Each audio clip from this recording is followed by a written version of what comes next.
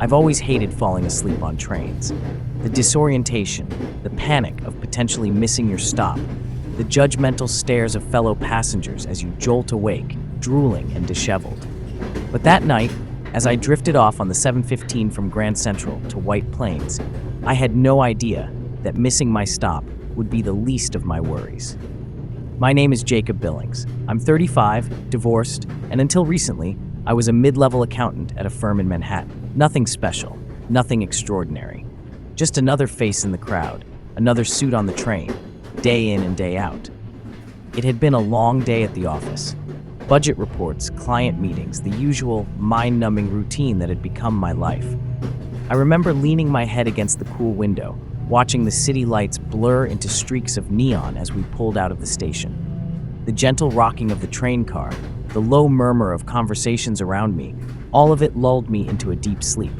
I don't know how long I was out, but when I opened my eyes, everything had changed.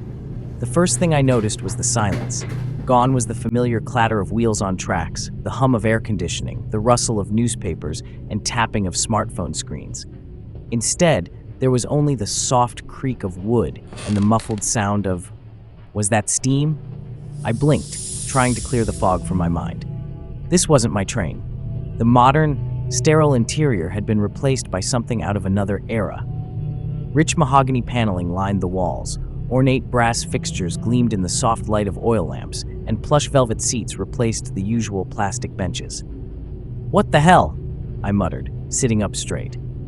"Ah, you're awake," a voice said beside me. I turned to find an elderly woman sitting in the seat next to mine. She wore a high-collared black dress that looked like it belonged in a Victorian photograph, complete with a cameo brooch at her throat. Her gray hair was pulled back in a severe bun, and her pale blue eyes regarded me with an unsettling intensity. Where am I?" I asked, my voice hoarse. "This isn't my train." The old woman's lips curved into a smile that didn't reach her eyes. "Oh, but it is, Mr. Billings. This is your train now." A chill ran down my spine. "How do you know my name?" She ignored my question, instead gesturing to the window with a gnarled hand. "We'll be arriving at the first stop soon. I do hope you're prepared." "Prepared? Prepared for what?" I turned to look out the window, and my breath caught in my throat.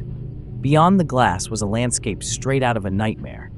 The night sky was a sickly green, like a bruise, with no stars or moon in sight. We seemed to be traveling through a vast swamp, skeletal trees rising from inky black water that reflected nothing. In the distance, I could see pale, ghostly lights bobbing among the trees, moving in ways that seemed almost deliberate. "This isn't real," I said, more to myself than to the old woman. "I'm dreaming. I have to be dreaming." "Oh, it's quite real, I assure you," she replied, "as real as the life you left behind." Before I could respond, a whistle blew, a long, mournful sound that seemed to come from everywhere and nowhere at once. The train began to slow. "Ah, here we are," the old woman said, standing up. "Holloway's Crossing. Do mind your step, Mr. Billings. The platform can be treacherous." With that, she shuffled past me and made her way down the aisle. Other passengers, and when had they appeared? I could have sworn the car was empty a moment ago, began to rise as well, gathering belongings and moving towards the exits. I remained seated, my mind reeling. This couldn't be happening. Any moment now, I'd wake up. I'd be back on my regular train, probably drooling on some poor commuter's shoulder, late for dinner, and with a crick in my neck. That's all this was. A bizarre dream brought on by stress and too much caffeine. But as the train doors hissed open and a gust of fetid air swept through the car, I knew in my gut that this was no ordinary dream. And as I stood on shaky legs and made my way to the exit, I couldn't shake the feeling that I was walking into something I might never return from. The platform of Holloway's Crossing loomed before me, shrouded in mist and lit by flickering gas lamps. As I stepped off the train, the wooden boards creaked ominously under my feet. The air was thick with the smell of decay and something else, something sickly sweet that I couldn't quite place. "Welcome," a raspy voice said from the fog. "Welcome to Holloway's Crossing. We've been expecting you, Jacob Billings." And as the mist parted to reveal a figure that defied description, I realized that my journey into nightmare had only just begun. The figure that emerged from the mist was tall and gaunt, dressed in a station master's uniform that might have once been crisp and authoritative, but now hung in tattered shreds from its skeletal frame. Its face, if you could call it that, was a writhing mass of shadows, with only 2 pinpricks of cold blue light where eyes should have been. "I am the conductor," it said, its voice like dry leaves scratching against tombstones. "And you, Jacob Billings, are right on schedule." I took an involuntary step back, my heel hitting the edge of the platform. "Schedule? I'm not supposed to be here. There's been some mistake." The conductor's head tilted to one side, an eerily human gesture from something so inhuman. "No mistakes, Mr. Billings, only destinies fulfilled. Come, your fellow passengers await." As if on cue, the other occupants of the train began to file past me, each acknowledging the conductor with a nod or a touch of their hat. I watched in stunned silence as they descended a set of stairs at the end of the platform, disappearing into the swirling mist below. "Where are they going?" I asked, rooted to the spot. "To face their pasts," the conductor replied. "As must you. The crossing demands it." Before I could protest further, I felt a hand on my arm. I turned to see the old woman from the train, her grip surprisingly strong for someone who looked so frail. "Best not to keep them waiting, dear," she said, steering me towards the stairs. "The crossing can be impatient." As we approached the stairs, I could hear sounds drifting up from below. Music, laughter, the clink of glasses. It was so incongruous with the nightmarish surroundings that for a moment I wondered if I had misjudged the situation. Maybe this was some elaborate Halloween event, a spooky train ride for thrill seekers, but the gnawing dread in my gut told me otherwise. The old woman must have sensed my hesitation. "It's easier if you don't resist," she said softly. "We all have our burdens to bear, our secrets to face. The sooner you confront yours, the sooner you can move on." "Move on to where?" I asked, but she merely smiled that unsettling smile and gestured for me to descend. Taking a deep breath, I started down the stairs. The mist swirled around my legs, cool and damp, as the sounds from below grew louder. As I reached the bottom, the fog parted to reveal a scene that made me question my sanity once again. Before me stretched a vast, ornate ballroom, its high ceiling lost in shadows.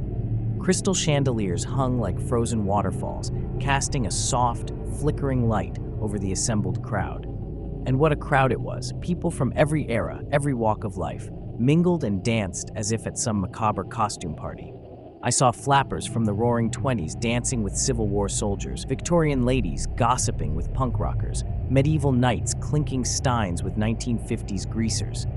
And all of them, I noticed with a shudder, had an air of incompleteness about them. A flapper missing an arm, a knight with a gaping hole in his chest, a housewife whose face seemed to melt and reform as I watched. "What is this place?" I whispered, more to myself than anyone else. "This, Mr. Billings, is the waiting room." The conductor's voice came from behind me, making me jump. "Here, the passengers of the midnight train gather to remember, to regret, and perhaps to redeem." Redeem? Redeem what? The conductor's shadowy face seemed to ripple, as if in amusement. Their souls, of course. Why else would they be here? Before I could process that chilling statement, a hand grabbed mine, pulling me onto the dance floor. I found myself face to face with a young woman in a 1940s nurse's uniform, her eyes wild and her hair singed at the edges. "Dance with me," she said, her voice urgent. "Please, I can't stop moving. If I stop, I'll remember, and if I remember..." She trailed off, twirling me with surprising strength. As we spun, I caught glimpses of other dancers, other faces, each one a mask of pain, fear, or desperate hope. "Remember what?" I asked, trying to keep up with her frantic pace.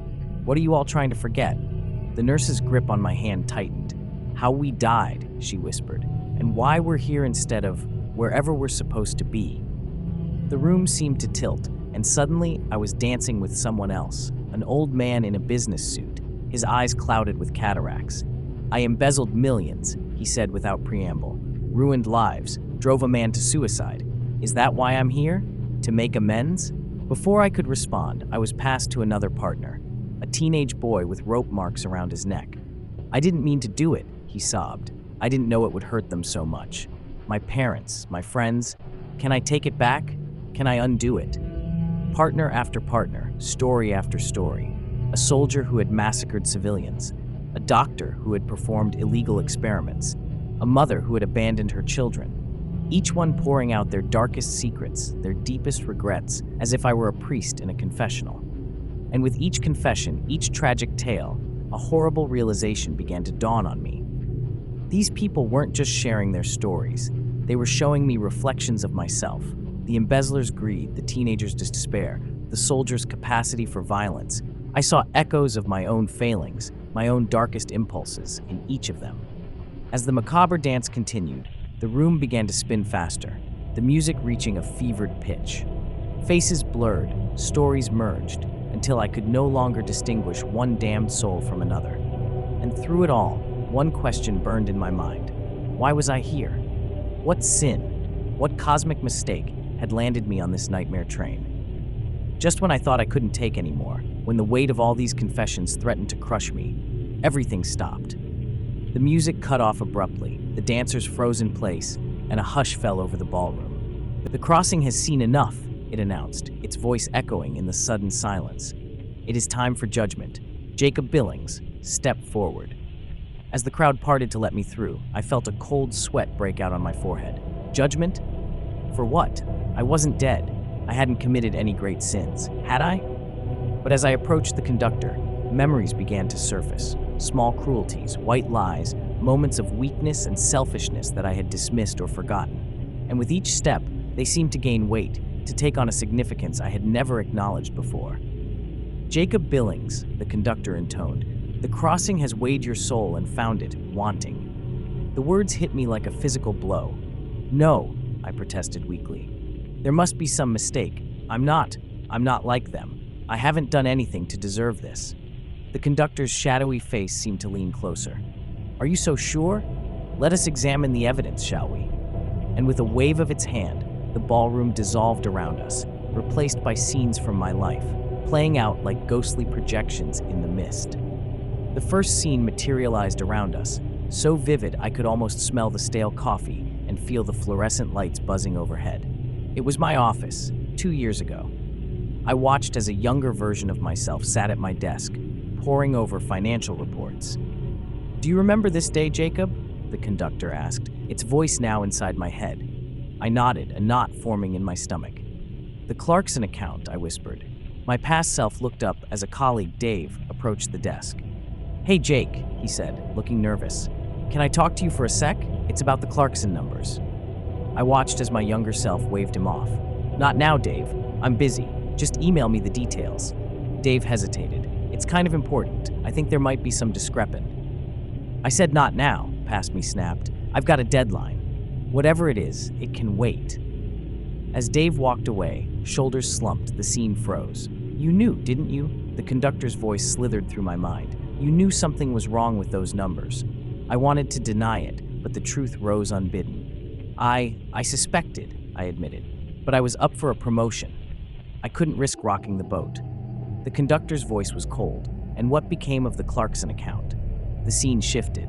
Now I saw Mr. Clarkson himself, a kind-faced man in his 60s, standing in front of his small business, a bookstore that had been in his family for generations. A foreclosure sign hung in the window. "No," I whispered. "I didn't know it would come to this. It was just some creative accounting. Everyone does it." "Everyone?" the conductor mused. "Is that how you justify it? By assuming everyone else is equally corrupt?" Before I could respond, the scene changed again. This time, I saw myself at home, ignoring calls from my ex-wife. "Sarah," I murmured, a pang of regret shooting through me. I watched as past me deleted voicemail after voicemail without listening to them. Finally, I picked up. "What is it, Sarah?" "I'm busy," my past self said, irritation clear in his voice. Sarah's voice came through, tight with emotion. "It's your daughter's recital tonight, Jacob. You promised you'd be there." I saw the flicker of recognition on my past self's face, quickly replaced by a mask of indifference. "Something came up at work. I can't make it. Tell Emily I'm sorry." The call ended, and I watched as my past self simply went back to watching TV, not a hint of remorse on his face. "You lied," the conductor observed. "There was no work emergency." I hung my head, unable to watch anymore. "I was tired," I said weakly. "I didn't want to sit through another kid's piano recital." "And how many of these recitals did you miss? How many promises broken? How many moments lost? The scenes began to flash by faster now. Missed birthdays, forgotten anniversaries, lies both big and small. I saw the hurt in Sarah's eyes grow with each passing year. Saw my daughter Emily's eager face fall each time I let her down. Stop, I pleaded. I get it. I was a bad husband, a negligent father, but that doesn't make me evil. It doesn't mean I deserve whatever this is. The conductor was silent for a moment, then softly, perhaps not, but we're not finished yet. The mist swirled again, and this time I found myself looking at a scene I had tried very hard to forget. It was a bar, dimly lit and mostly empty. I saw myself, clearly drunk, arguing with a man I didn't recognize. Oh God, I breathed. Not this, please not this. But the scene played on. I watched as the argument escalated, as past me shoved the man. He stumbled, tried to catch himself on a bar stool and fell. His head hit the edge of the bar with a sickening crack. I watched, horrified, as my past self stood there, swaying slightly, staring at the man's motionless form. Blood began to pool around his head. You left. The conductor's voice was barely a whisper, but it cut through me like a knife.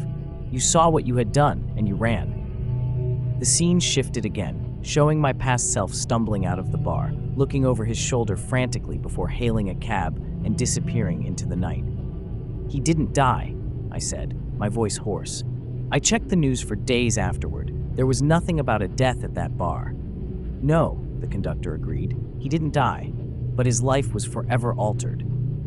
Another shift, and I saw the man in a hospital bed, his head swathed in bandages. A doctor was speaking to a weeping woman, his wife, I assumed. The damage to his brain was severe, I heard the doctor say. He may never fully recover. There will likely be permanent cognitive impairment. I felt sick. I didn't know, I whispered. I didn't mean to. You didn't know because you chose not to know, the conductor interrupted. You ran, you hid, you pretended it never happened. The mist swirled around us once more, and suddenly we were back in the ballroom. The other passengers stood in a circle around us, their faces a mix of judgment and pity. Now you see, Jacob Billings, the conductor said, its voice echoing through the vast space. Now you understand why you are here. I fell to my knees, overwhelmed by the weight of my actions, my choices, my willful ignorance. What happens now? I asked, my voice barely audible. The conductor loomed over me. Now, you have a choice. At those words, the ballroom fell away, and we were standing on the platform of Holloway's Crossing once more. The train waited, its engine hissing softly. You can board the train again, the conductor said. Continue to the next station, where more truths await. More chances to confront your past, to understand the ripple effects of your actions.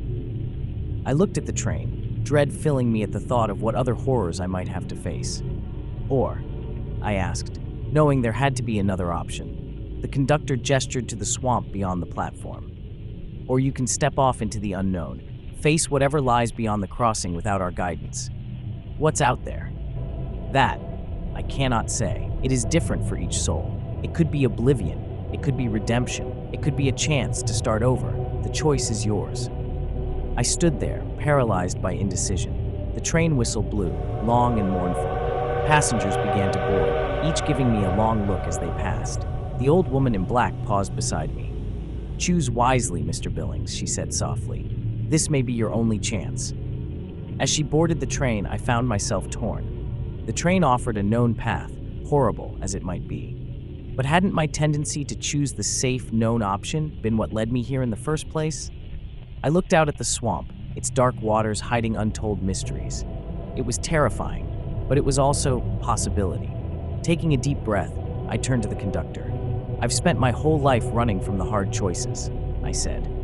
Taking the easy way out, not this time. With that, I stepped off the platform and into the murky waters of the swamp. The cold hit me immediately, seeping into my bones. As I waded deeper, I heard the train whistle one last time. I turned to see it pulling away, the conductor watching me from the last car. Good luck, Jacob Billings, its voice echoed in my mind. May you find what you seek. As the train disappeared into the mist, I pressed forward. The water was up to my chest now, the trees looming overhead. Strange lights danced in the distance, and I could hear whispers on the wind. I didn't know what lay ahead. Redemption? Punishment? A chance to make amends? Whatever it was, I was done running. It was time to face my actions, my choices, my life, whatever the cost. As I took another step into the unknown, the world around me began to shift and change. The swamp waters receded, the gnarled trees melted away, and the sickly green sky dissolved into nothingness.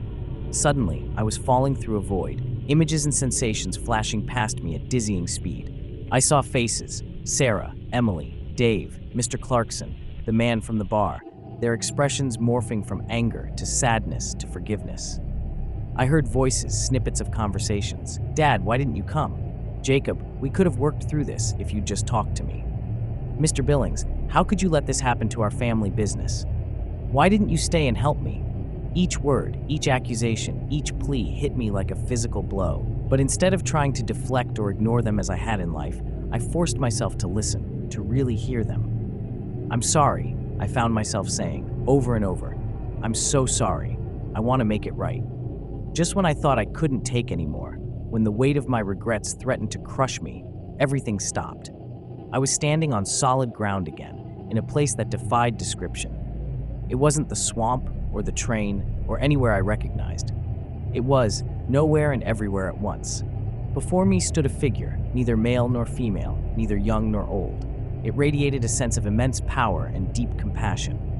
"Jacob," it said, its voice resonating through my very being. "You have taken the first step. You have chosen to face your truth, to stop running. That alone is significant." What are you?" I asked, my voice trembling. The figure smiled, a sight both beautiful and terrifying. "I am what comes after. I am the chance you asked for." "I don't understand." "You will," it said. "Jacob Billings, you have lived a life of small cruelties and willful ignorance. You have hurt others through your actions and your inaction. But you have also shown the capacity for growth, for change." The figure reached out, touching my forehead gently. In that moment, I felt a lifetime of emotions. Every hurt I'd caused, every pain I'd inflicted, but also every moment of kindness, no matter how small. "You are being given a rare opportunity," the figure continued. "A chance to go back, to live your life again with the knowledge you have gained." My heart leapt. "You mean I can change things? Make it right?" The figure's expression turned stern. "Not exactly. You will not remember this journey explicitly. You will not know the future or have any supernatural insight, but you will have a feeling, an instinct, a chance to make different choices at crucial moments." I nodded, understanding. It wasn't a guarantee, but it was more than I deserved. A chance to do better, to be better. "Are you ready?" the figure asked. I took a deep breath, thinking of Sarah, of Emily, of all the people I had wronged. "Yes," I said firmly. "I'm ready." The figure nodded, and the world began to dissolve around me once more. As everything faded to white, I heard its voice one last time. "Remember, Jacob, every choice matters. Every action has consequences. Live with intention, with compassion, and perhaps when you reach the end once more, your journey will lead you somewhere different than the midnight train." There was a sensation of falling, of rushing wind, and then I jolted awake with a gasp. I was on a train, but not the nightmare train of my dream, vision. The details were already fading, leaving behind only a vague sense of unease and a deep, inexplicable feeling that I needed to change something. Looking around, I realized I was on my usual commuter train. A quick glance at my watch told me I hadn't missed my stop. In fact, we were just pulling into White Plains Station. As I gathered my things, a notification popped up on my phone. A text from Sarah. "Emily's recital tonight. She's really hoping you'll be there." I stared at the message, a strange feeling washing over me. For a moment, I saw a flash of a different life. Missed recitals, a broken marriage, a daughter's disappointed face. It felt so real, so painful, that it took my breath away. Without hesitation, I texted back, "I'll be there. Wouldn't miss it for the world."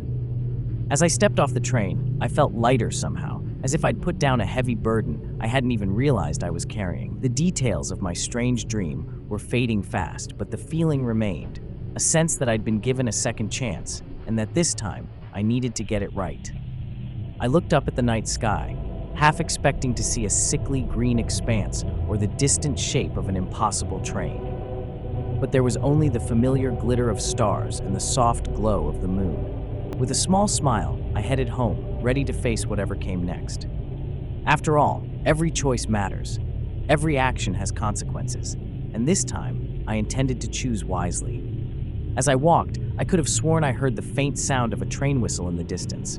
But when I turned to look, there was nothing there but the ordinary bustle of the station. Just my imagination, I told myself. Just a lingering echo of a forgotten dream. But deep down, in a part of myself I couldn't quite reach, I knew better. I knew that somewhere out there, the midnight train was still running, and I had been given the rarest of gifts, the chance to make sure I never had to board it again. With that thought in mind, I quickened my pace, eager to get home, to see my family, to start making things right. After all, who knew how much time I had before the train came around again?